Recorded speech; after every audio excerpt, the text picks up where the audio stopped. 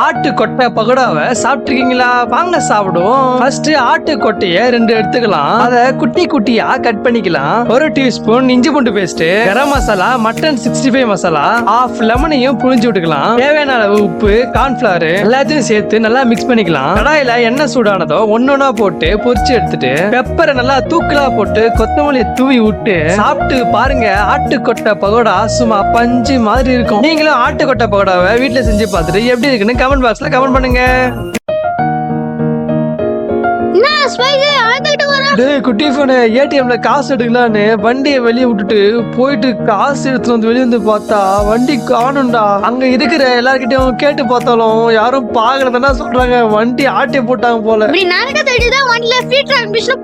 Free ட்ராக்கா அப்படின்னா என்னடா? இந்த மிஷினை வண்டியில மாட்டினா வண்டி அங்க போய் நம்ம செல்லுலயே பாத்துக்கலாம். இதை பாத்தியா வண்டத்துல மெக்கானிக்ஸ் எடுத்து இருக்குது வண்டி. மெக்கானிக்ஸ் இருக்குதா? டேய் வாடா வாடா போலாம். வண்டி அடா டேய் யாரா நீ? இன்னும் தைரியம் தான் என் வண்டி ஆட்டே போனது இருப்ப. டேய் நீயும் கூட்டு வரணும். உங்க வண்டி திருடி போனாலும் இந்த ஃப்ரீ ட்ராக் மிஷினை வாங்கி ஃபிட் பண்ணீங்கன்னா வண்டி எங்க இருக்குன்னு ஈஸியா கண்டுபிடிச்சிடலாம். உங்களுக்கு இந்த ஃப்ரீ ட்ராக் டிவைஸ் வேணும்னா ஸ்கில் நம்பருக்கு கால் பண்ணி வாங்கிக்கோங்க.